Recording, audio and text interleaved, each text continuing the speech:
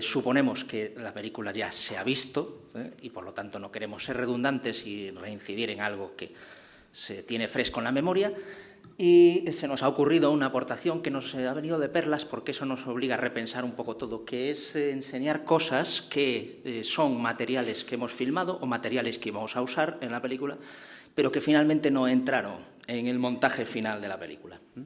Y de esa manera veremos la película o comentaremos la película como si le diésemos la vuelta a un guante, ¿no? Y lo segundo tiene que ver con la dinámica que vamos a desarrollar José Manuel y yo, y es que vamos a hacer esta charla dándonos paso uno al otro. Comentaremos primero un poco lo que rodea a cada una de esas secuencias, las cosas que teníamos en mente en relación con esas secuencias, veremos la secuencia específica y luego pasaré yo a hacer unos comentarios más cercanos a la mentalidad de Pessoa o a los textos de Pessoa que tengan que ver con eso. Esa es nuestra intención, a ver si sale bien, ¿eh? Nunca lo hemos hecho de esta manera, porque no solemos hacer conferencias conjuntas, ¿no? Pero a ver si este inconjunto que diría Alberto Cairo funciona. Gracias. Bien. Bueno, arranco yo entonces.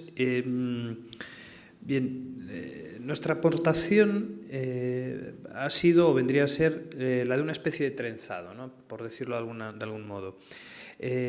Sobre este trenzado cabe decir que nos habríamos servido de tres tipos de hebras. Por un lado están los textos o la escritura de Fernando Pessoa. Por otro está los lugares en Lisboa que filmamos el verano pasado, y estaría también, pues no sé, todo el trabajo relacionado con la búsqueda de imágenes de archivo, ya sea cinematográfico, fotográfico y demás. Y habría una tercera hebra de este trenzado que sería una especie de margen intermedio, así queremos denominarlo en la charla, por entre el que habríamos hurgado gracias o a través del montaje, ¿no? Bien, desde nuestro punto de vista, este margen intermedio guarda su relación con toda una serie de argumentos acerca del vacío dentro de la obra de Fernando Pessoa. Este es un tema sobre el que Alberto ahora abrirá un poquito más el argumento y vamos a aportar el contexto adecuado, ¿no? Porque es ya algo mucho más específico y relativo a la literatura de Fernando Pessoa. Bien, pero sí os adelanto que ese vacío, sobre ese vacío, sí cabe decir que es lo que en cierta manera ha permitido a Fernando Pessoa de algún modo pensarse a sí mismo y por ello, o gracias a ello, multiplicarse en heterónimos y en la obra disgregada o inacabada, que es en lo que derivó toda su aportación. Por ejemplo, es hasta cierto punto evidente que lo que nosotros hicimos es participar de algún modo en una especie de proceso de abstracción que es muy característico de Fernando Pessoa.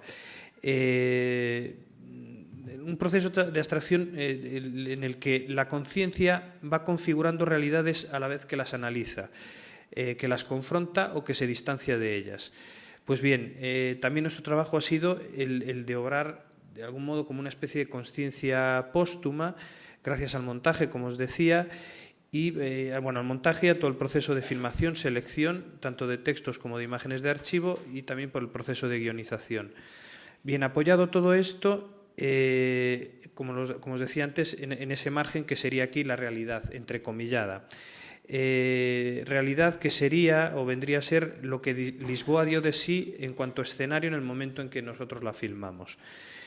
Bien, nuestra intención sería entonces la de confrontar o sondear de algún modo la distancia que existiría entre lo escrito por Fernando Pessoa y aquello que, por decirlo de algún modo, rodeaba al escritor en el momento de la escritura. En el momento de la escritura, en el momento de concebir las ideas que después eran plasmadas por escrito. Ponemos mejor ahora uno de los ejemplos del material. Si me permites, sí. Una idea fundamental que tiene que ver con esto que José Manuel cuenta del vacío, ¿no? Había comenzado hablando de la idea de lo interválico, ¿no? Pessoa trató de titular un proyecto de edición de sus poesías como ficciones del interludio, ¿no? toda esta figura del entre dos, de lo interválico, de lo que está y no está, de lo que está en una dialéctica siempre muy vaga, es característica del mundo de Pessoa, ¿no? La idea que nosotros trabajamos es que para que todo ese cúmulo de identidades ficcionales, de heterónimos, ¿no?, de biografías fingidas que él se crea, fue necesario que Pessoa se vaciase a sí mismo, ¿no?, que crease un vacío en sí mismo para poder llenarlo después con toda esta sucesión heteronímica que, como sabéis, en fin, todavía no está muy bien datada. Parece ser que hay en torno a los 80 heterónimos localizados. Algunos estudiosos dicen que hasta 130 aproximadamente, otros se quedan en 72, 73.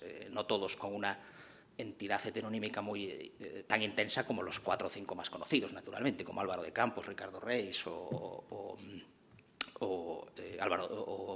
Bernardo Soares, ¿no? Hay otros que son mucho más tenues, mucho más leves, ¿no? Hablaremos de eso un poco. Pero lo interesante es esa idea del vacío, precisamente porque existe el vacío o existe esa escisión o esa dislocación, por ejemplo, entre realidad y ensueño, que es la típica dialéctica pessoana, o entre sensación e inteligencia, ¿no? A Pessoa le gustaría tener una sensación inmediata de la realidad, una sensación meramente fáctica, ¿no? Pero luego viene la inteligencia, viene el trabajo de la lucidez, viene el trabajo, el motor consciente, y lo desordena todo, o lo aleja todo, o lo complica todo, o lo vuelve todo tremendamente laberíntico, ¿no? Que exista esa tensión entre inteligencia y sensación se da porque justamente hay un territorio ahí de vacío, un interregno, que es lo que permite que surjan los heterónimos, ¿no? Bueno, en ese sentido, nuestra película también funciona gracias a eso, es decir, porque hay un vacío entre los textos reales de Pessoa y la ciudad real de Lisboa del 2016, es posible cotejar esas dos realidades, que es lo que nosotros tratamos de hacer en la película, ¿no? Ver qué queda de Pessoa en la Lisboa del 2016, qué impregnación deja la escritura de Pessoa en esa ciudad, o viceversa, fue la ciudad o esa forma de vida cotidiana que Pessoa tanto vivió, tanto habitó, tanto recorrió día tras día en la Baixa Lisboeta, la que hace la escritura de Pessoa. ¿Cuál de esos dos polos de la tensión es la que funciona, ¿no? Y en ese sentido, la referencia que hace José Manuel al montaje. Existe montaje justamente porque hay un vacío, hay una escisión entre esas dos cosas, ¿no? Y ese terreno es lo que permite que nosotros hagamos la función de montar textos con filmaciones, con secuencias filmadas, ¿no? Vamos a ver la primera de las 7 secuencias que hemos traído.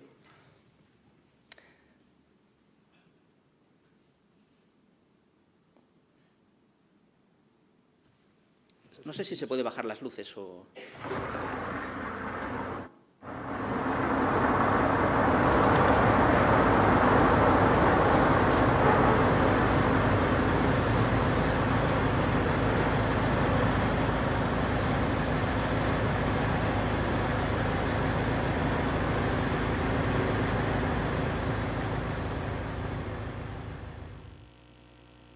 Son muy breves, la mayoría de los cortes que... Bien, son cortes que son casi en bruto, no son totalmente en bruto, porque aquí José Manuel ha hecho algún trabajo de limpieza, de limpieza del sonido y incluso de montaje.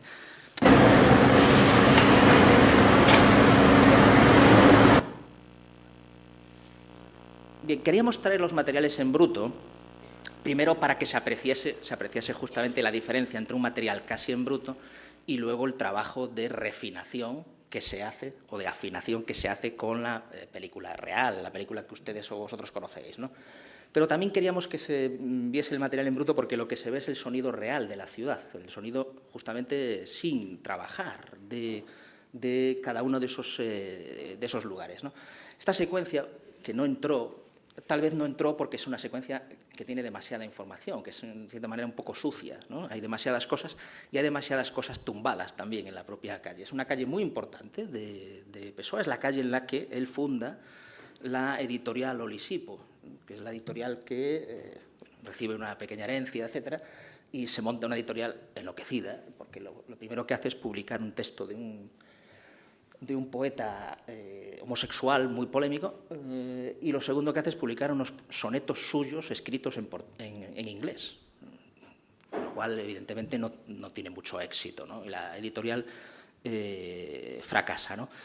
En la película, si la recordáis, hay un juego continuo entre dos grandes temas pessoanos, que es la diferencia entre la representación o la ficcionalización y la realidad, ¿no? Aquí vemos cómo Lisboa es una ciudad tomada ya por un dispositivo de imágenes, ¿no? Como todas las grandes ciudades de nuestro tiempo, del siglo XXI, ¿no? Vemos una ciudad literalmente asediada, ¿eh? Por un mundo, por una iconosfera, por un mundo de la imagen que está continuamente propiciando que nos alejemos de la empiría, de lo fáctico, de la existencia más pura y dura de la ciudad, ¿no? Todas esas iluminaciones eléctricas, ¿no? Que generan una visión turbia, ¿eh? Que nos alejan de la realidad en sí, ¿no? Bien, esta idea es una idea típicamente pessoana, ¿no? He traído algunos fragmentos que inciden un poco en eso. Uno de los poemas de poema ortónimo en este caso, del año 30, lo traduzco directamente, dice: pero veo tan atento, tan en ellos, en las cosas de la realidad, incluso en la gente que pasa, está hablando de la gente que pasa por las calles, tan en ellos me disperso que cada pensamiento me torna ya diverso, ¿no? De manera que este es el gran tema de Pessoa, ¿no? El trabajo de la conciencia va alejándolo de la realidad o va configurando realidades alternativas que lo van paulatinamente abstrayendo, si queremos, y que lo van separando de la realidad y van haciendo que ponga en duda, que todo se vuelva incertidumbre, que todo se ponga en duda. De manera que hay una sensación bastante lamentable, podríamos decir, en donde Pessoa siente que se va aislando de la vida o que la vida orgánica se va alejando a través de este ejercicio de abstracción que la inteligencia hace, ¿no? Uno de los heterónimos menos conocidos, pero más interesantes de Pessoa, lo llamó el Barón de Teive. El Barón de Teive fue un heterónimo que se suicidó. Y se suicidó por exceso de inteligencia. El Barón de Teive tiene una frase muy famosa. Yo coincido en ese sentido con Juan Barja, en el sentido de que los heterónimos son entidades autónomas, pero hay un plano de inmanencia que, si escarbamos un poco, podríamos encontrar similitudes entre todos ellos, ¿no? Bueno, pues este Barón de Teive dice cosas de este tipo. Desde que existe inteligencia, toda vida es imposible.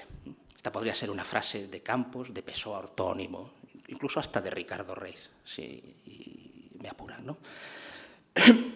Bien, ¿qué hace pues entonces el ejercicio de alguien que piensa la realidad que ve? Es decir, de alguien que medita sobre las sensaciones. Pues un ejercicio de inventar y de tratar de verificar algo que justamente al hacer esta acción de pensamiento lo va a alejar cada vez más de su medio. De manera que el fracaso de Pessoa es el fracaso de la maquinaria textual, si queremos, o de la maquinaria consciente de la hecha escritura, ¿no? ¿Cuál es el deseo de Pessoa? Tocar la normalidad. Él quiere ser como, no sé, como el patrón Vázquez del libro del desasosiego, un hombre tributario y municipal, como define algunas veces la vida cotidiana Pessoa, ¿no? Él querría regresar a la normalidad, dice Álvaro de Campos, el gran heterónimo. Regresar a la normalidad como se regresa a la estación terminal de una línea. Bien, en ese lugar que es al que no puede acceder el escritor, el que le está prohibido al escritor, es donde vive Esteves, por ejemplo, el protagonista de Estanco, de Tabacaría, o el patrón Vázquez, como digo, del desasosiego, ¿no? Esas son las gentes que son sinceramente reales, que son auténticamente reales, ¿no? Pero el poeta no. El poeta vive en la especulación y, por lo tanto, en el escepticismo sobre la realidad que ve y sobre su propia realidad, ¿no?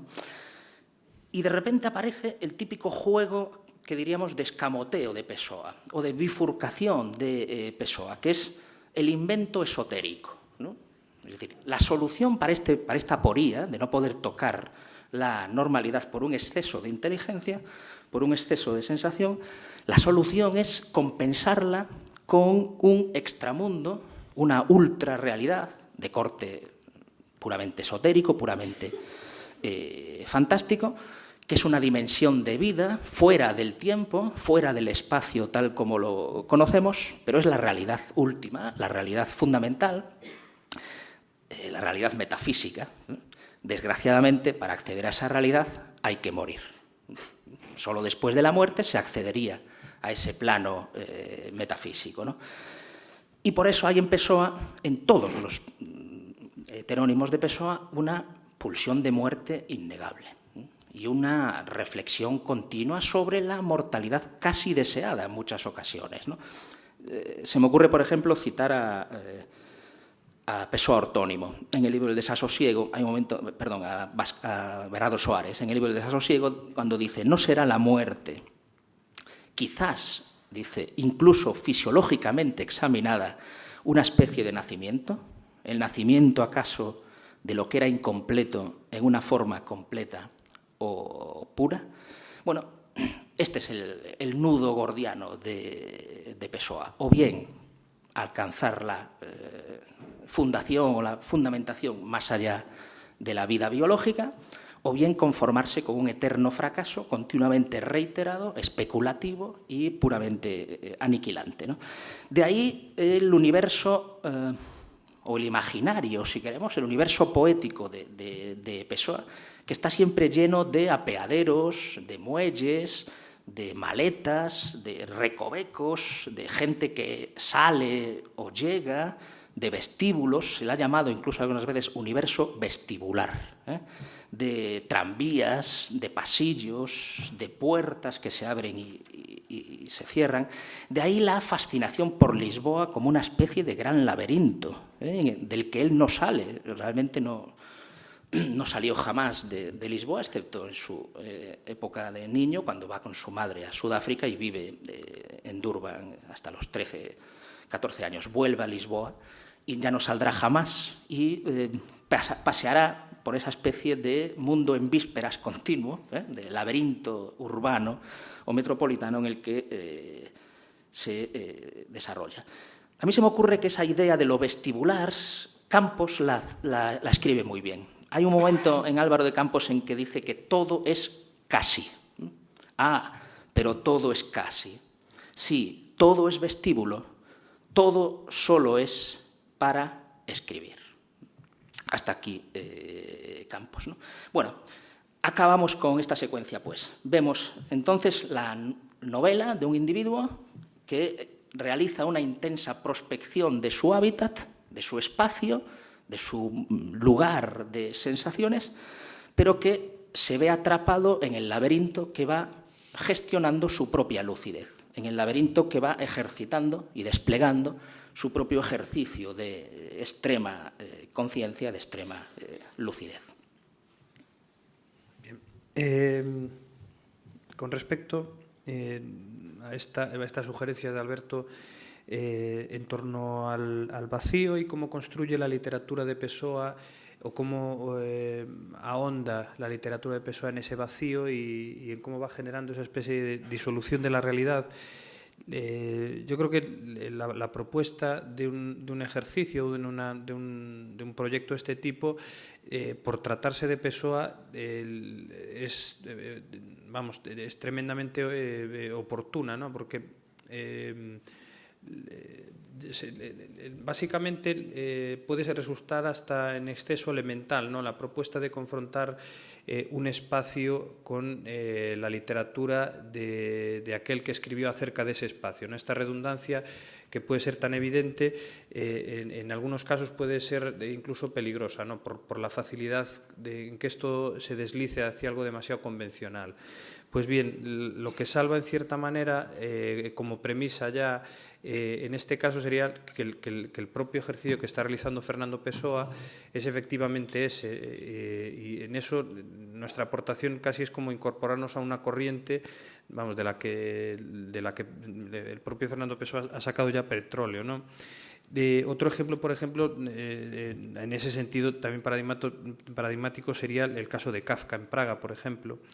Pues bien, como os decía, es precisamente por tratarse de Pessoa que a nosotros se nos aparece esta posibilidad como algo vamos, en la que parece que llevas ya andado algo, ¿no?, antes de comenzar el propio proyecto. Bien, pues Fernando Pessoa es un modelo de abstracción con respecto a lo real, y lo es por cómo se desplaza él mismo de desilusión en desilusión. Esta expresión es de Alberto. Es decir, de cómo va desilusionando, ¿no?, por decirlo de algún modo, esos contextos que va surcando y de los que va dando cuenta a través de su literatura. Yo siempre me gusta escribir un poco este proyecto o lo que era en un principio como algo que de por sí sabíamos que iba a ser desilusionante, en el sentido de que aproximarse a la ciudad de Lisboa con la premisa de rascar en ella o en su superficie lo que allí quede de la literatura de Fernando Pessoa es una batalla que está ya, sabes que la tienes perdida de antemano. ¿Qué nos salva? Pues que por un lado tenemos, como decía al principio, estos lugares que se puede recorrer y es una realidad, entre comillas, que está ahí para ofrecer de todo, sus ritmos y esa posible vinculación que podamos extraer con la obra de Fernando Pessoa. Y está la maravillosa obra de Fernando Pessoa y ese tercer aspecto que es lo que puede dar de sí el montaje o el simple hecho de querer realizar ese ejercicio, ¿no? Y también un poco con esa especie como de tabla de salvación que es fundamental, y es la propia derrota continua que también ejerció Pessoa con respecto a esos mismos espacios en su momento, ¿no? Bien, como decía, nosotros hemos sido siempre conscientes de ello, de que salir a buscar a Pessoa por las calles de Lisboa es una ilusión infundada y que, sin embargo, nosotros adoptamos felizmente como asidera. Bien, el desacierto de querer hurgar en lo real para intentar palpar algo de la literatura de Pessoa o de su presencia hoy, se salva aquí en el proyecto, en este documental, de alguna manera, como os decía, gracias a ese fracaso que movió también en su momento a Pessoa. Y de ahí que nosotros queramos leer que en las citas que nosotros incluimos acompañando las imágenes, existe siempre una especie de como de silenciosa armonía en relación a ese ejercicio de abstracción que nosotros también queremos reformular. De algún modo, nosotros incorporamos nuestro discurso a esta especie de fuga musical o cuanto menos rítmica que Pessoa compuso a partir de Lisboa. Y está también la importancia en Pessoa y esto también ha comenzado a sugerirlo ya Alberto, de una realidad que brilla por su ausencia, no valga la expresión. Y es quizás eso lo que nosotros, a partir de eso real que hemos registrado, hemos intentado formular, sobre todo a partir del montaje, que lo real se ausente. Claro, esto es el paradigma del arte cinematográfico, entiendo, del lenguaje cinematográfico, es el que tú te estás trabajando esa ausencia de lo real mientras arde frente a ti mismo, ¿no?, frente al observador.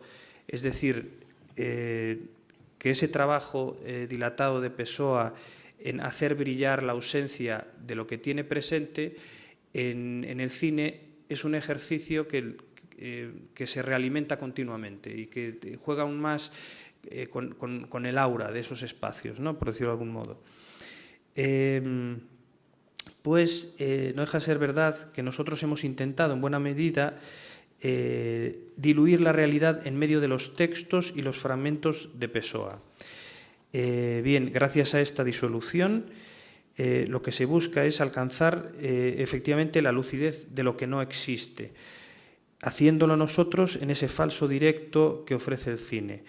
Por eso, como os decía, es tan importante el que estemos hablando incluso de un documental, de que esto se haya propuesto como superficie de exhibición o como vehículo discursivo a través de un género como el documental, en el que es ya una premisa que la relación que la imagen establece con la realidad es ya una piedra de toque en toda la propuesta. Pues bien, esto no deja de ahondar y de hacer un poco más intenso esa voluntad de confrontar los textos de Pessoa con, y de nuevo pongo comillas, con la realidad del contexto al que se refiere. Porque yo creo que esto no lo mencionamos y por si no lo saben, en principio todos los textos que son narrados, que son leídos en cada una de las escenas, pertenecen de algún modo a esos lugares, o bien porque fueron escritos en ellos, o bien porque el propio texto hace mención a esos lugares. Bien, sobre esto también me gustaría subrayar que sobre esta disolución de lo real fue también muy importante la labor que Miguel Copón realizó con toda la atmósfera sonora de la propuesta, porque él comprendió muy bien esta intención y de hecho sus aportaciones son magníficas en lo que se refiere a hacer de esa realidad que nosotros nos encontramos una cosa intermedia entre lo que narra Pessoa y lo que en realidad es. Esto dicho todo muy entre comillas. Ponemos ahora algún otro fragmento para seguir ilustrando.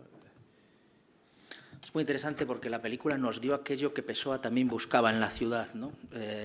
Pessoa tiene siempre, como de nuevo en un juego de contradicciones típico de él, siempre tiene un impulso metafísico, una preocupación metafísica innegable, pero luego tiene una mirada hacia el pormenor cotidiano que es continua. Bueno, esto nos lo dio la película también, ¿no? Nosotros íbamos cargados con los textos de Pessoa, pero luego la realidad de los habitantes de la ciudad de hoy, del 2016, los paseantes urbanos, los camareros que preparan las mesas a las 6 de la mañana, los paseantes que hacen footing a esas horas, los individuos que han terminado de salir de marcha nocturna y llegan justo y entran en plano, los trabajadores que tienen que cruzar la ribera del río de la ciudad al otro lado. Todo eso entra en nuestra cámara, entra en plano. Y esa es la vida cotidiana, tributaria, municipal, que Pessoa está continuamente persiguiendo, que está morosamente describiendo, porque es justamente lo que le hace sentirse real, lo que le hace sentirse verdaderamente, auténticamente vivo, ¿no? Sí, y es interesante también, doy un último apunte antes de poner el vídeo, lo es incluso a nivel de lo más elemental que uno se puede imaginar con respecto a que el propio movimiento cotidiano de la gente, o sea, la aportación rítmica que hacían estos espacios o estos encuadres o estos recortes de la realidad que se hicieron en Lisboa, es curioso que a la hora de montar le concedía a todas las secuencias una especie de oxigenación maravillosa a la hora de dar continuidad después a los textos y al resto de imágenes que pudieran entrar allí. Es decir, fue como un surco rítmico, ¿no?, por decirlo de algún modo, y que nos ayudó mucho a saber estructurar ese discurso del que queríamos dar cuenta con el documental. Sí, son un poco como los trenes que pasan en las películas de Ozu, ¿no? Que sí. Son el reflejo de la vida que entra y sale de plano, ¿no? Pues esto es igual. Por ejemplo, esta secuencia que va a poner José Manuel es una de las calles principales de la Baixa Lisboeta, el famoso arco de la ciudad. Y como veis, tuvimos la inmensa suerte de que esto está filmado en septiembre del año pasado. Es verano todavía y hacía unos días espléndidos. Y, sin embargo, hemos pillado muchísimos momentos de una niebla que invadía la ciudad y que es de una personalidad característicamente pessoana, ¿no? Los que hayáis leído a Pessoa sabéis que esa sensación de estar aislado, de estar en un vacío, de estar continuamente penetrado por una niebla metafísica es continua, ¿no? Bueno, pues hasta ahí también la ciudad nos dio esta especie de azar objetivo, ¿no?, de regalos pessoanos, ¿no? Esto está filmado en el momento en el que está amaneciendo la ciudad, que es generalmente cuando más filmamos, es la mejor luz del día, también es el momento en el que menos gente hay, porque estamos hablando de una zona muy visitada por los turistas, y si uno se pone a filmar esto a las 2 de la tarde, el plano se llena demasiado, ¿no? Y en este caso es muy hermoso porque en esa calle estaban entrando y saliendo trabajadores que no solo trabajaban en la Baixa, sino que, como decía, cogían el ferry para ir o bien a trabajar a la ribera del Frente, o bien para volver desde la ribera del Frente, donde viven, a trabajar a Lisboa, ¿no? De manera que es una Lisboa, pues, proletaria, municipal, etcétera, tal como la poetizara, pues, Álvaro de Campos, por ejemplo.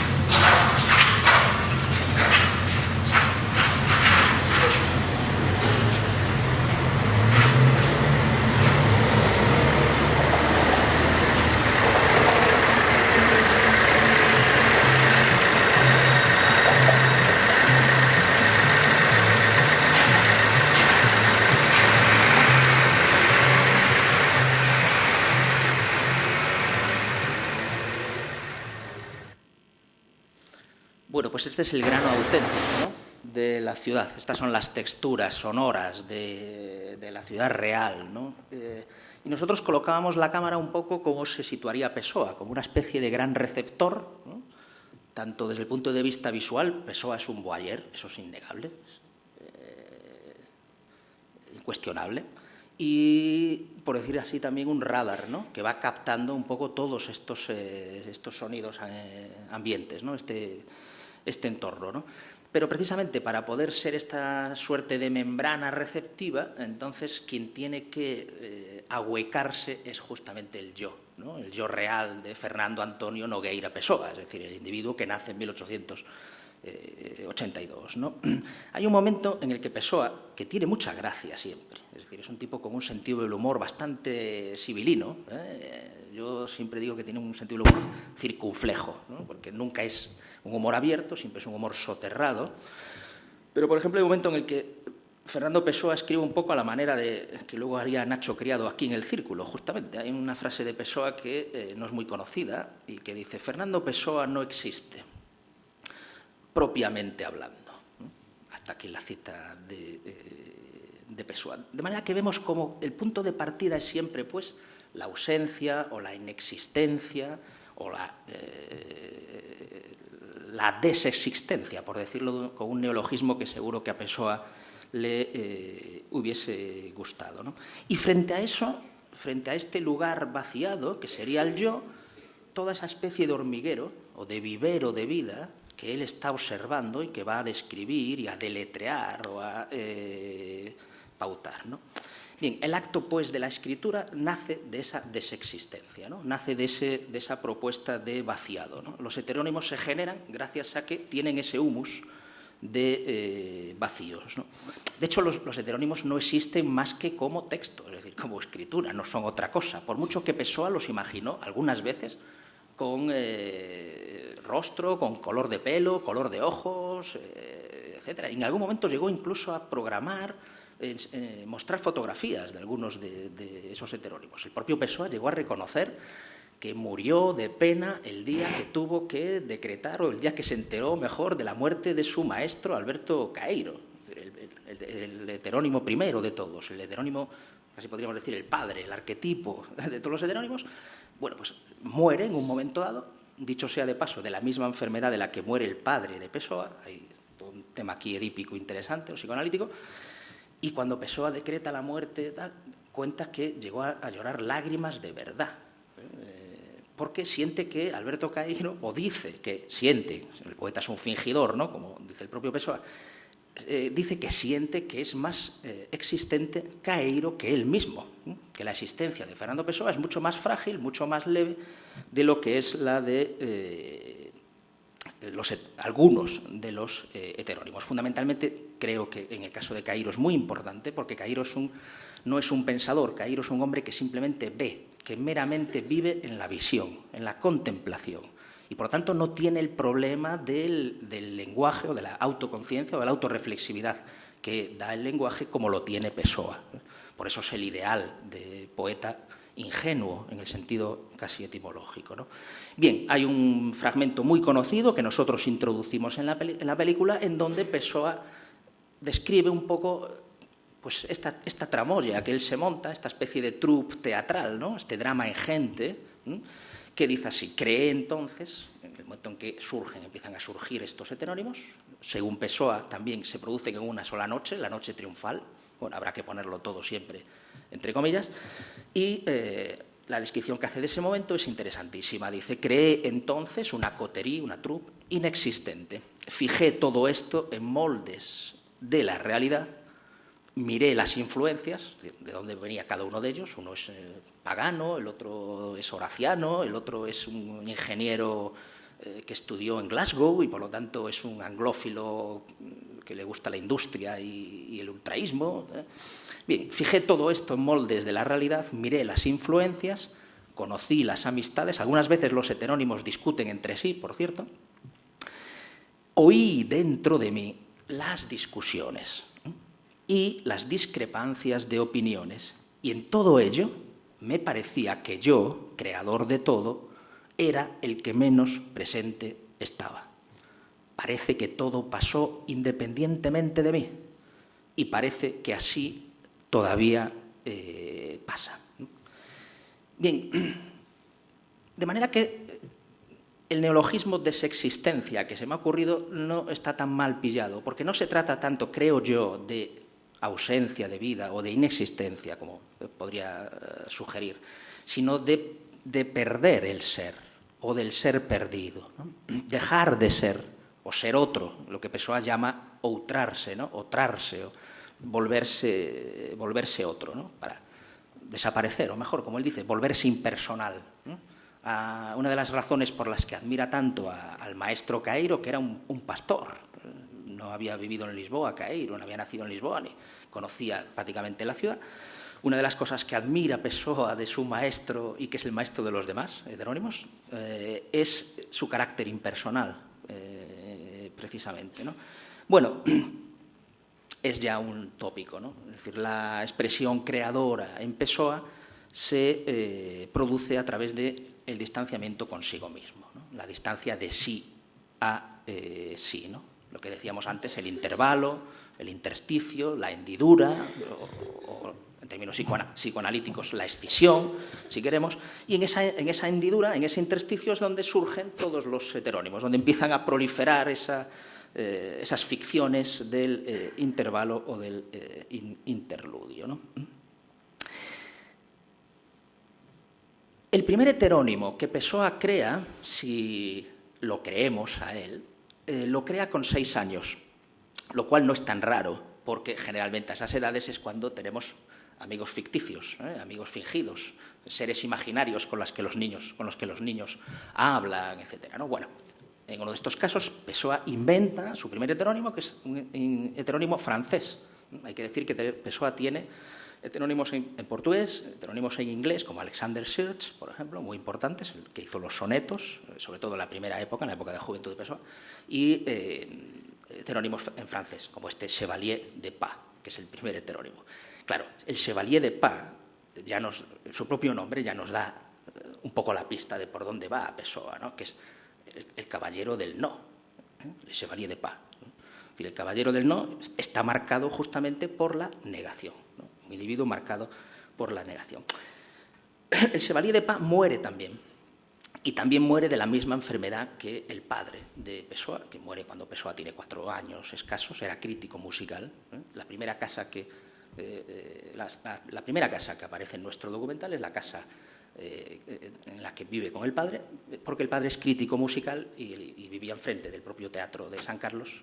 Pessoa cuenta que escuchaba los ensayos de la orquesta. Por eso buena parte del metraje de nuestra película está filmado en ese teatro, en el interior de ese teatro. Claro, toda la idea de lo teatral va a marcar después la génesis de la escritura pessoana y del universo o de la poética pessoana. Bueno, con 6 años, termino ya esta parte, Pessoa se escribe, cito a Pessoa, con 6 años me escribía cartas, mejor, se escribía el Chevalier de Paz, se escribía cartas desde él a sí mismo, pasando por Pessoa, claro, que es el que hacía como de mensajero, entre el Chevalier de Paz y él mismo. ¿Y qué contaba el Chevalier de Paz? Dice Pessoa, refiriendo a acontecimientos de la cotidianidad. Volvemos otra vez a esta articulación continua entre la metafísica y lo cotidiano, entre la realidad más banal, más cerca, más cercana, más próxima y el ideal metafísico. Bien. Siguiendo con el argumento de este desdoblamiento infinito en la vida y en la obra de Fernando Pessoa, creemos que otro de los aspectos en los que nos ha venido muy bien que el hecho pessoano, ¿no?, por decirlo de algún modo a nivel literario, fuese lo que es en realidad, se dio a la hora de proponer o de buscar el tipo de formulación que mejor se adaptaba a nuestros intereses con respecto a cómo debían leerse los textos de Pessoa. Bien. En este caso optamos, y aquí tuvo una importancia de nuevo tremenda, tanto la aportación de Miguel Copón como de las personas que pusieron en voz los textos de Pessoa, que son Pablo Guerrero y Ana Zugasti. Bien, lo que ellos realizaron, en esencia, es algo que es lo que se puede interpretar como un doblaje, precisamente en el sentido más literal literal no, sino en el más convencional a nivel cinematográfico que cabe comprender, ¿no?, que cabe interpretar. Es decir, el conceder cuerpo a un personaje, no solo el hacer consciente a las personas que están escuchando estos textos de que esa es una obra escrita que está puesta en obra, sino que hay una persona detrás que se está vistiendo esas voces y que lo que están haciendo estas voces es de alguna manera dar cuerpo, ¿no?, valga la expresión, dramatizar, ¿no?, de algún modo los escritos de Fernando Pessoa. Esto que puede parecer como casi la opción única, ¿no?, no lo es tanto si tomamos en consideración pues otro tipo de resoluciones o de propuestas hechas por distintos autores en ejercicios que pueden ser similares. Y pienso, por ejemplo, en un ejemplo que nosotros tuvimos siempre muy presente, más allá de la admiración que sentimos por estos autores, pues porque trabajan mucho sobre esta dinámica del texto, el lugar y el juego o aquello que pueda haber entre el texto y el lugar, todo lo que puede dar lugar a esa confrontación, que son Jean-Marie Estro y Daniel Lhuillier. ¿Qué ocurre con estos dos cineastas? Que su opción en lo que respecta a la lectura de los textos sería la opuesta de lo que nosotros planteamos en este proyecto. Y ellos de alguna forma lo que hacen es despersonalizar esos textos y la lectura es mucho más fría, precisamente para que los lugares a los que se dirigen pues se sostengan en su realidad, por decirlo de algún modo. Hay una palabra que es clave en toda su filmografía, que es el de la resistencia. Y algunos de los títulos hacen referencia directamente a esto, de la nube de la resistencia, etcétera, etcétera. Pues bien, en este caso sería casi todo lo contrario. Lo que, como ya dije al principio, sobre lo que jugábamos era el seguir la rima de esa especie de disolución de la realidad a través de la literatura que proponía Fernando Pessoa, o que de algún modo Pessoa puso en juego. Pues bien, de algún modo entendemos que la forma en que esto yo creo que se hace mucho más evidente quizás con la voz de Pablo Guerrero, y en algún momento que está casi de verdad, al que le está ya casi faltando el aliento, ¿no?, para poner en voz todos esos textos. Y sí que da una sensación como de interpretación y una especie de recitado hecho, no sé si por parte de Pessoa o por parte del heterónimo en cuestión o por parte de una entidad narradora, al fin y al cabo, una entidad central y generadora en nuestra propuesta. Bien, aquí me detengo con respecto al doblaje y volvemos otra vez con esta dinámica. Ponemos otro pequeño fragmento al que sigue después la aportación de Alberto. La película tiene mucho de espectral, ¿no? Es como un acto de encarnación, ¿no? Tenemos a un individuo que murió hace 80 años y vamos a los lugares que él visitó y de repente salen los textos de ese individuo recitados o encarnados en la voz de otro, naturalmente, pero no deja de haber ahí una especie de conjura o de exorcismo, como si tratásemos de traer a la vida del 2016 a Fernando Pessoa, ¿no? Esto es una secuencia que tiene mucho material, seleccionamos al final bastante poco, que es el famoso restaurante Martiño de Arcada, que está en la Praça do Comercio, que guarda como una especie de capilla pessoana, capilla profana, en donde bueno, pues mantienen la mesa en la que Pessoa tomaba su café o comía, mantienen los objetos, la taza de café de Pessoa, el sombrero de Pessoa, fotos de Pessoa en el lugar, etcétera. Es una especie de capilla, ¿no? De pequeño santoral, como digo, profano, ¿no?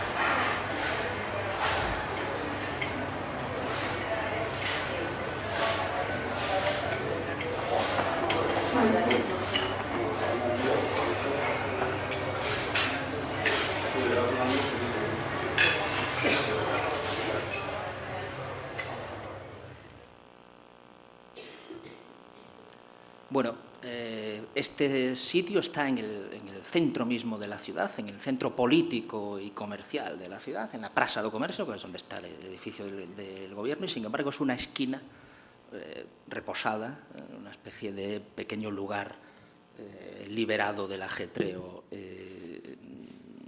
cotidiana, ¿no? Bien, nos interesaba también, más allá de todo el juego heteronímico, para el cual utilizamos fundamentalmente la figura de las marionetas como metáfora, ¿no?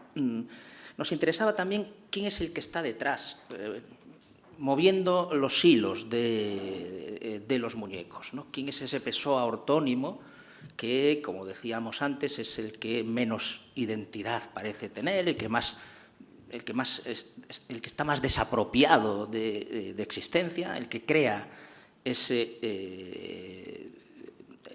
vacío, ¿no? Bueno, los heterónimos de Pessoa, generalmente Pessoa ortónimo y Campos, continuamente están dando fe de esta fragilidad, vamos a decirlo así, de esta fragilidad ontológica, de esta debilidad o de este carácter efímero, transitorio del ser, ¿no? Dice Campos, que no haya como un alma a componerme, con cordeles o alambres que se aguanten, con maderas y hierros que no falten, y que me den unidad al sostenerme, ¿no? Bien, como no tiene unidad, como su construcción es tan frágil, es tan precaria, de ahí la existencia de los dobles o del desdoblamiento en heterónimos, ¿no?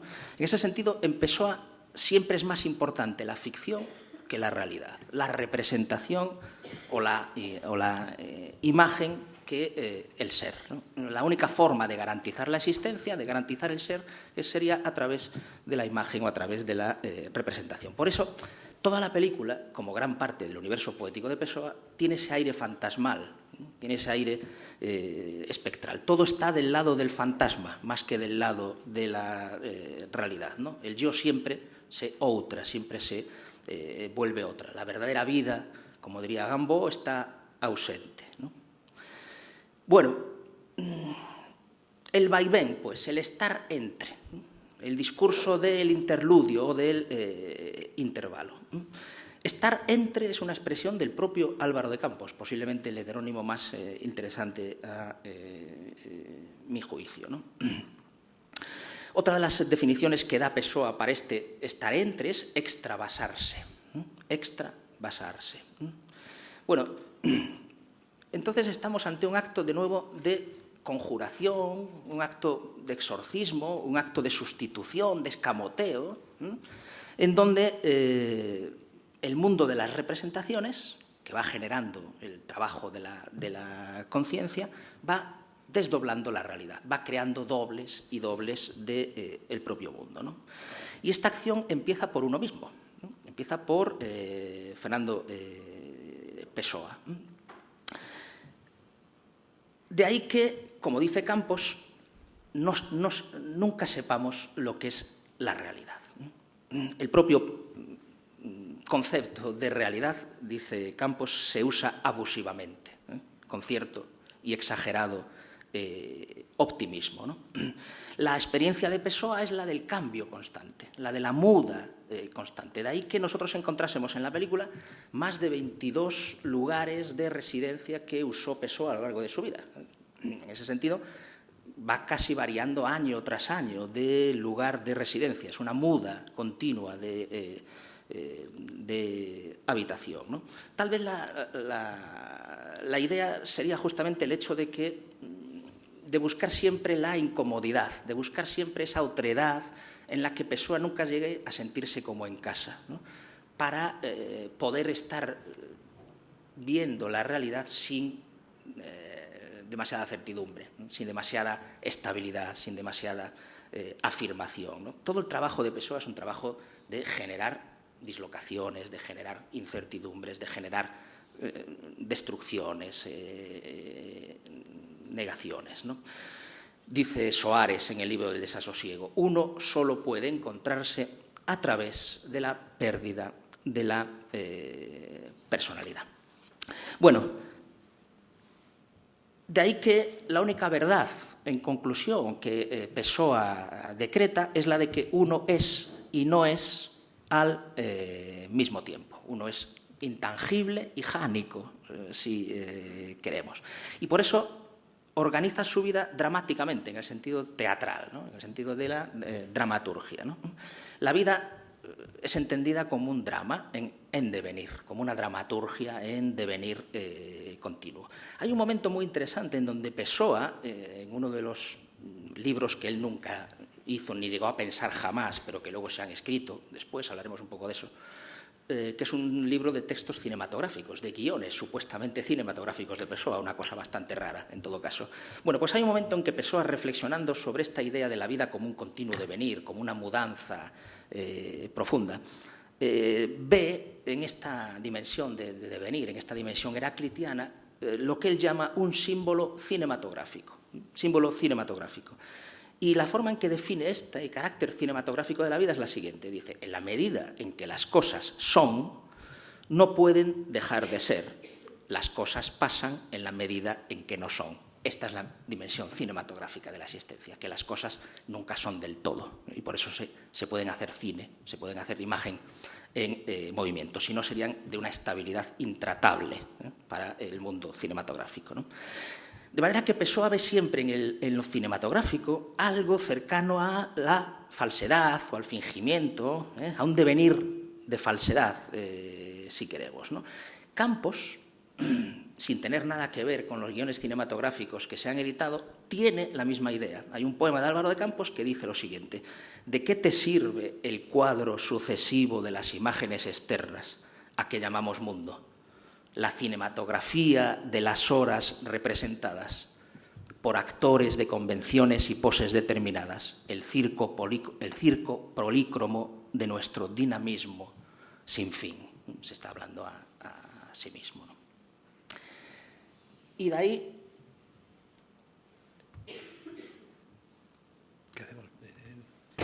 Y de ahí el famoso baúl.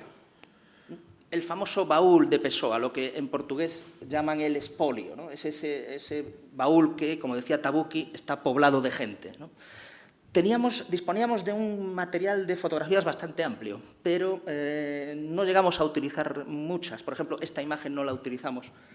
Bueno, no nos parecía excesivamente hermosa tampoco, la verdad. Y tal vez es una imagen ya excesivamente convencional, es decir, está ya muy visitada y revisitada, ¿no? En todo caso, es el famoso baúl. Bueno, esto es una copia del baúl, es un simulacro del baúl que expone la Casa Pessoa. El verdadero baúl está guardado en una dependencia que no es visitable. Bien, el famoso baúl, como sabéis, es en donde Pessoa iba guardando sus textos. Pessoa en vida solo edita 2 cosas, este libro de sonetos de Alexander Serge y el libro de poemas titulado Mensaje, a principios de los años 30. No edita más, el resto va editando fragmentos de textos o poemas en revistas diversas, etcétera, pero en formato libro no llegó a editar nada más. Iba guardando en sobres los diferentes fragmentos.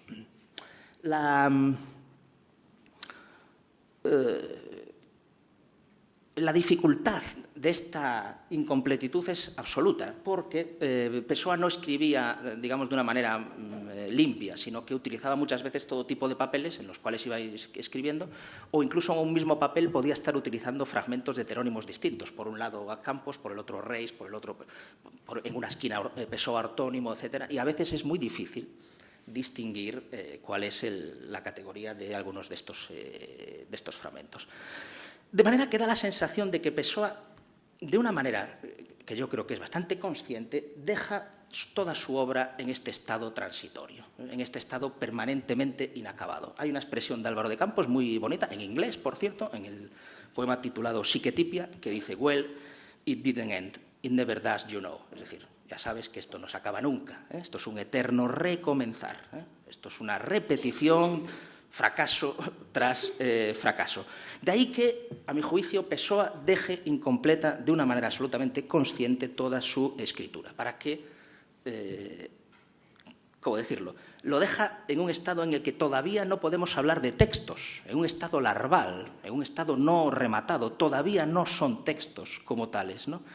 Todavía no son escritos definitivos, son productos larvarios, son productos fractales, son productos que están en ese estado de esbozo, en ese estado de interminables inicios, en ese estado de eterna diferición, eternamente diferidos, ¿no?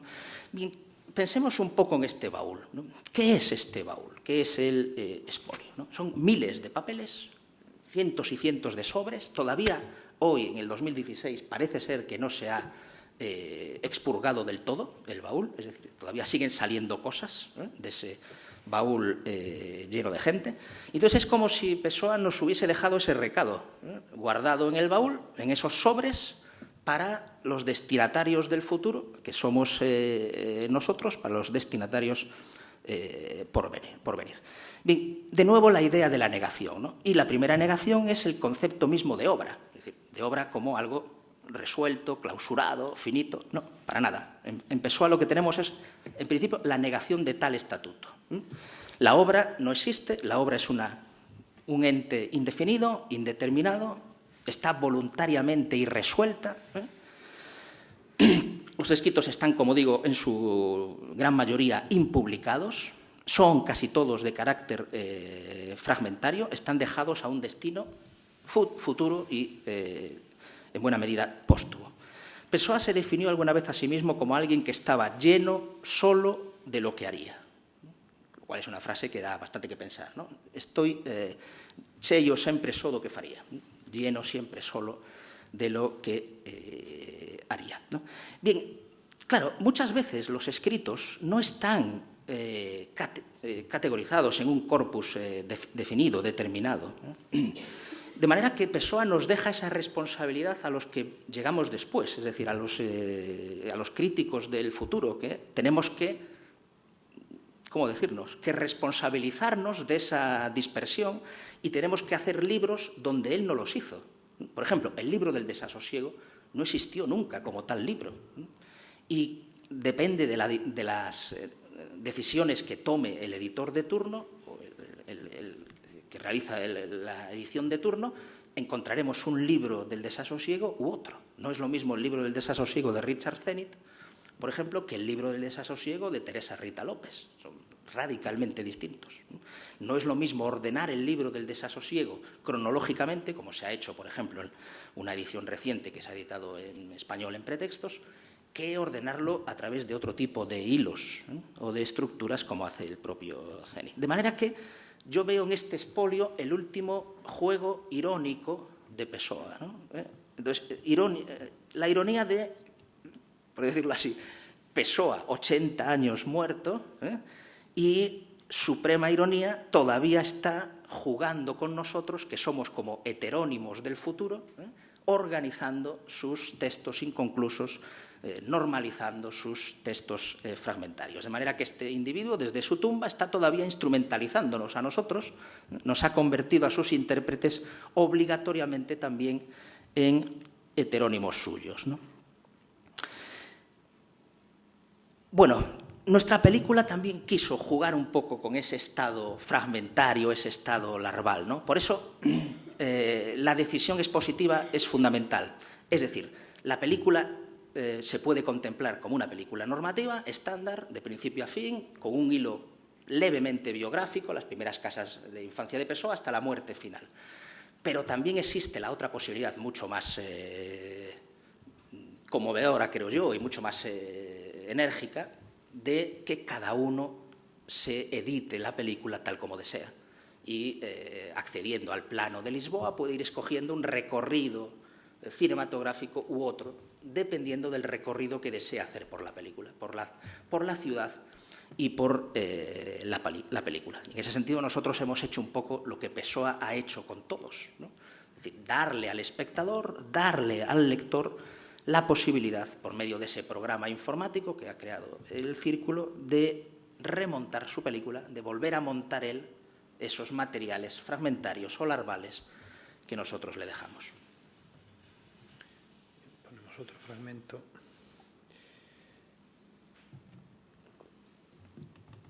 También, en relación con este carácter de exorcismo o de conjura, habría que decir que a veces se puede considerar que Pessoa sigue vivo, en el sentido de que cada vez que se encuentre un inédito de Pessoa, en el 2016, pues estamos ante un escritor vivo, ¿no? y no editado. En el sentido, un escritor emergente, si queremos, ¿no? O que después de muerto sigue escribiendo. Lo cual no desmerece mucho del cadáver incorrupto de Pessoa que se encontró. Cuando se desentierra Pessoa del cementerio de los Placeres, que es donde estaba enterrado en el año 35, y se le lleva al monasterio de los Jerónimos, que es donde es el panteón de los portugueses ilustres, allí con Camões y demás, encuentran que está incorrupto el cuerpo de Pessoa, ¿no? Las teorías son varias. Posiblemente sea debido a la ingesta de alcohol tan brutal que acabó con su hígado y con su vida y que consiguió mantener el cuerpo de Pessoa incorrupto. Bien, aquí tenemos esa visión crepuscular, ¿no? Ese aire de lejanía y de distancia con el que continuamente estamos jugando en la película, que es el punto de vista de Pessoa, ¿no?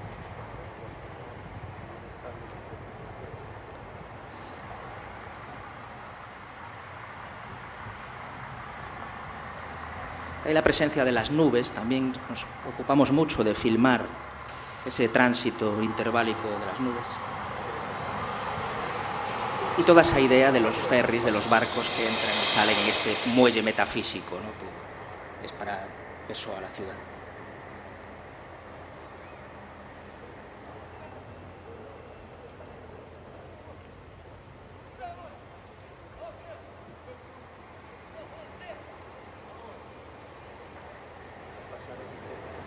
Pido que hagan el esfuerzo de imaginar a partir de aquí la película tal como nosotros la presentamos, para que se vea lo que hay en el intervalo de este material en bruto al proceso final del montaje.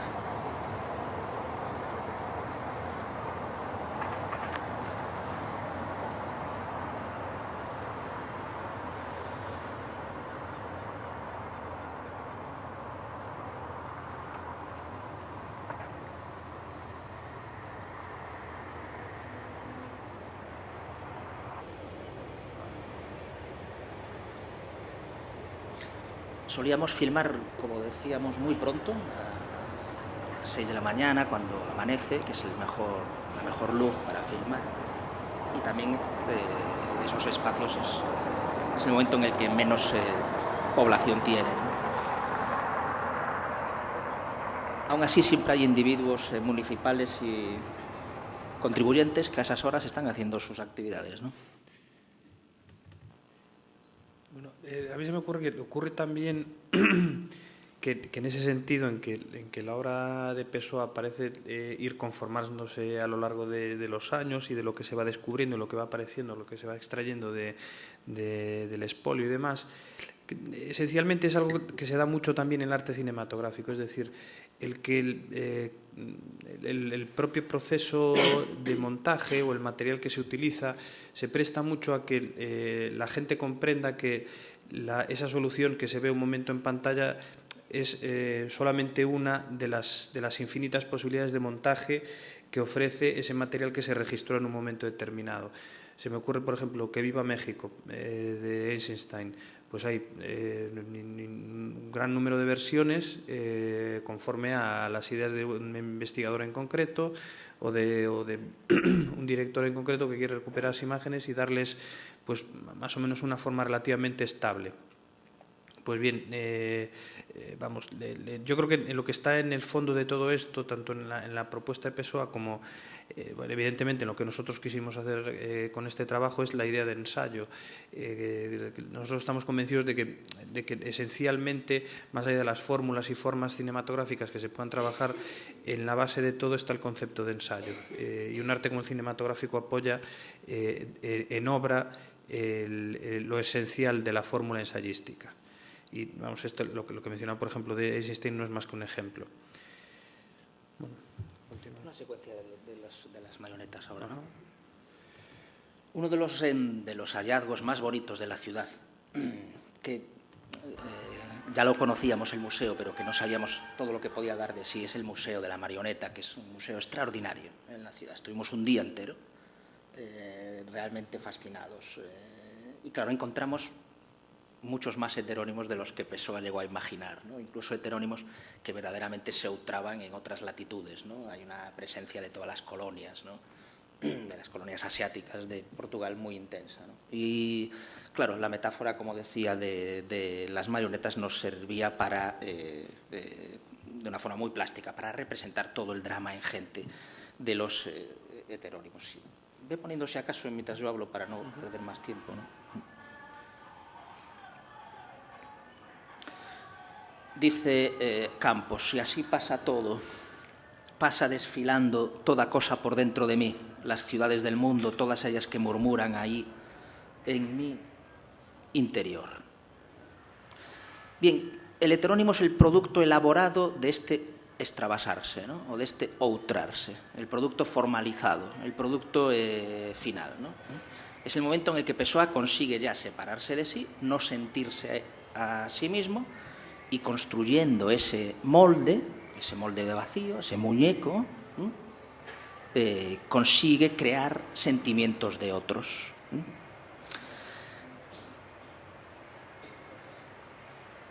El heterónimo es, en este sentido, el punto de llegada de toda la maquinaria de Pessoa, un fantasma organizado, lo han definido alguna vez algún investigador, ¿no? Pero también es, y de nuevo volvemos a la idea del exorcismo, es una pantalla protectora.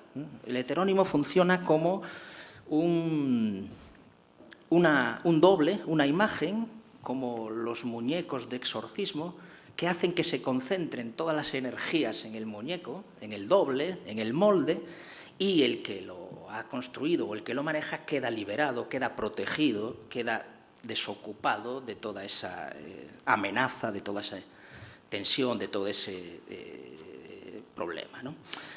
A veces Pessoa llega a sugerir cierta idea de magia negra en la creación de los dobles, de los heterónimos, ¿no? Figuras que nos sustituyen y que sufren, dice Pessoa, en lugar de nosotros, ¿no? Hay una...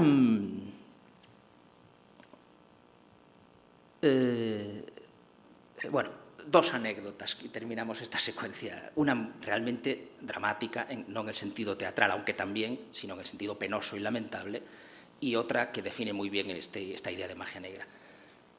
La relación de Pessoa con Ofelia, la enamorada que tuvo, es una relación muy turbia que transita por la ficción, por la teatralización, por el mero nombre de la muchacha, Ofelia. Pessoa crea todo un teatro shakespeariano en su relación con Ofelia, en donde él es Hamlet y Ofelia es Ofelia, naturalmente, ¿no? Y se llega a declarar a Ofelia recitándole el monólogo de Hamlet, lo cual es una forma de conducir hacia un destino aciago esa relación, que es evidente, ¿no? Como realmente fue, ¿no? Y otras veces gustaba de hacer representaciones shakespearianas debajo del balcón de Ofelia. De manera que el componente ficcional y teatral y representacional en Pessoa es continuo. El problema llega a ser hasta tal punto patológico, y los psicoanalistas supongo que estarán fascinados con la idea, que, lo cuenta Ofelia, en algunos momentos, en lugar de estar con Pessoa, estaba con Álvaro de Campos, que parece ser que era el heterónimo más potente y el que más intervenía en la vida de Fernando Antonio Nogueira de Pessoa. Y había algún momento en el que Álvaro de Campos estaba con Ofelia y le decía que desconfiase de Pessoa, que no se fiase de él. Con lo cual a la pobre Ofelia le volvía bastante loca toda la relación, ¿no? Por suerte Ofelia era una muchacha de buen carácter y resistió de todo, ¿no? Hasta dos compromisos frustrados por el propio Pessoa, ¿no? Bueno, Campos, el heterónimo más fuerte, el más potente, el heterónimo incluso con pulsiones sadomasoquistas e incluso homosexuales. Qué poca gente, tanta gente aquí. Cansado de mi mente y mi cansancio, veo esto y me quedo solo ahí, solo con el tiempo y el espacio. Tras de las máscaras, nuestro ser acecha. Las máscaras se usan justamente para que este ser no interrumpa, no amenace, no aceche. Algunas veces, lamentablemente, las máscaras llegan a rivalizar con el yo, como es el caso de Campos con Ofelia. Bien, los heterónimos, pues, como instrumentos de exorcismo, ¿no? Como instrumentos de salvaguarda, como pantallas de protección. Bernardo Soares, en el libro del desasosiego, lo dice con una claridad absoluta. Dice, hay varias modalidades de evitar el sufrimiento de la vida, vamos, en general, de evitar el sufrimiento, dice Bernardo Soares. O bien, mediante un análisis agudo de la pena o de la angustia, como si el análisis consiguiese aligerar el dolor, ¿no? O refinarlo, ¿no?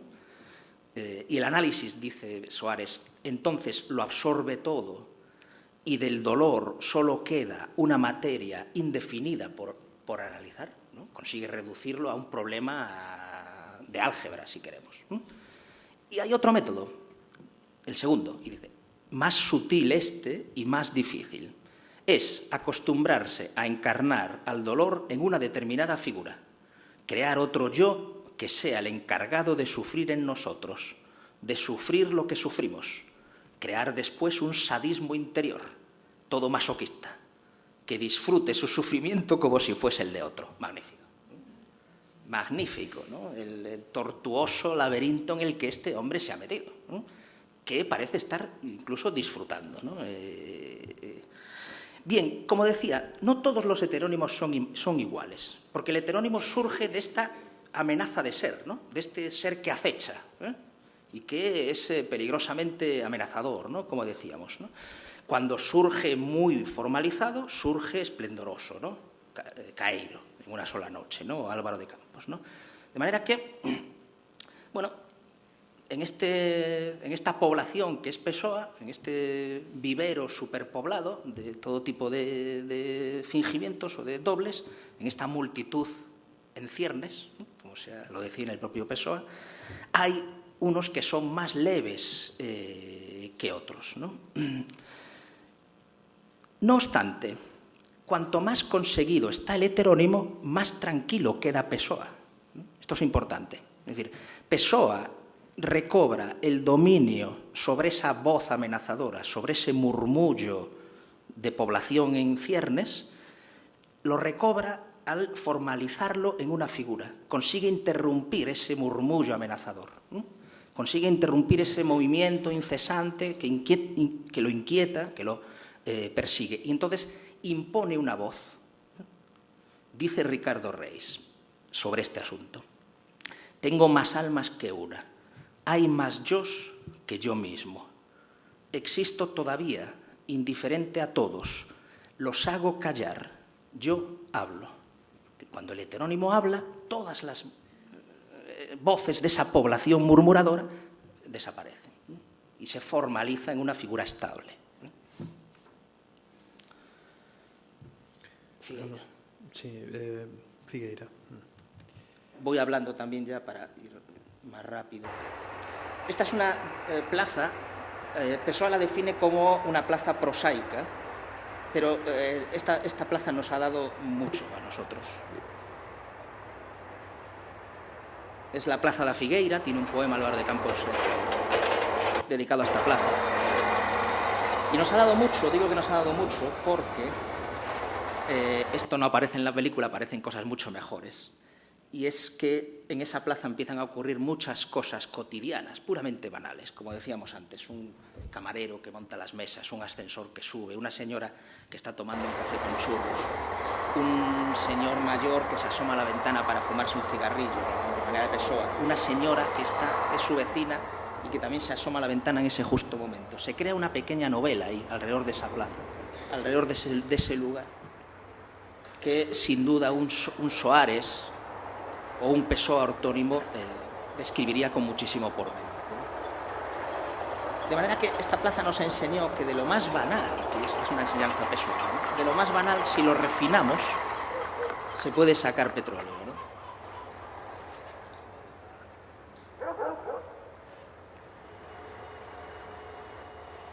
Ahí tenemos a la señora.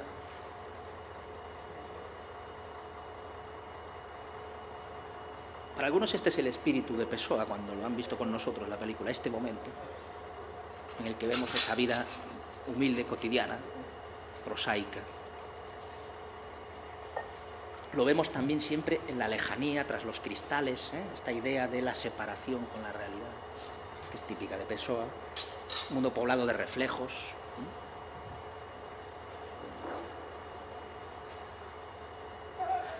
Esto nos gustó tanto que aparece en el filme.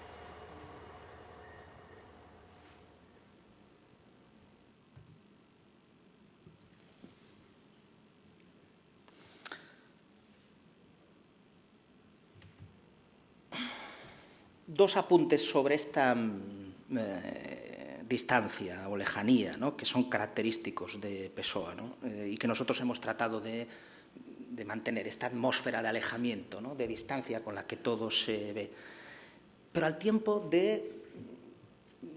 como de dimensión translúcida, ¿no? Precisamente al estar separado de la vida o del meollo de la vida, todo se vuelve más preciso, ¿no? Todo se vuelve más transparente, ¿no? Y esto lo permite justamente la distancia, ¿no? La lejanía, el alejamiento, ¿no? Pessoa siempre percibe todo desde lejos, desde los lejos, ¿no? Todo está siempre ya alejado, todo está siempre ya perdido. Y eso es lo que le da la serenidad de contemplar, ¿no?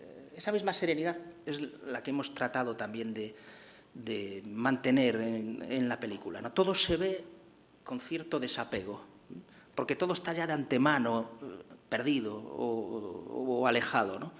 En ese sentido, todo es irrecuperable, ¿no? La contemplación nos obliga ya a ver lo real como algo alejado de nosotros, por una fina capa de cristal, por un escaparate, como si fuese una placa fotográfica, ¿no? De nuevo, la dimensión de lo cinematográfico, de lo fotográfico, vuelve a aparecer en Pessoa. Álvaro de Campos dice de sí mismo que tiene un cerebro fotográfico, ¿no? Habla varias veces de su cerebro fotográfico. ¿Por qué? De nuevo, por la idea del vacío, ¿no?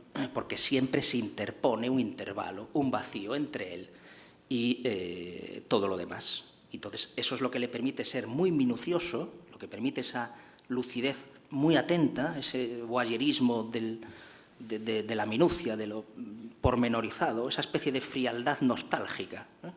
Que tiene siempre Pessoa.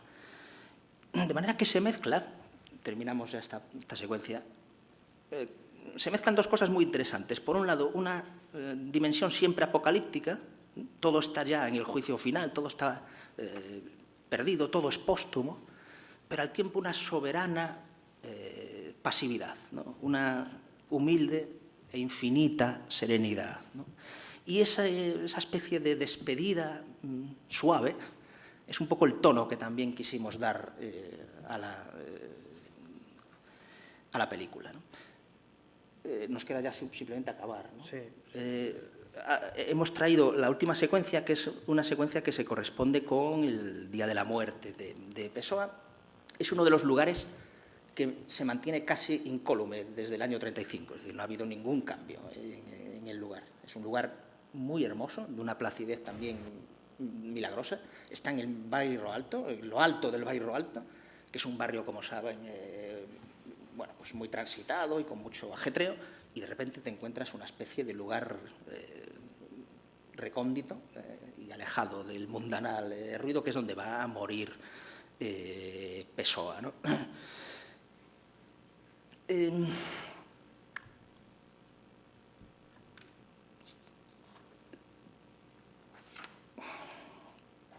Solo una idea. La última frase que escribe Pessoa, que es una frase en inglés. I know not what tomorrow will bring. Es decir, no sé lo que mañana traerá. Esta es la última frase que escribe en el hospital. Le pide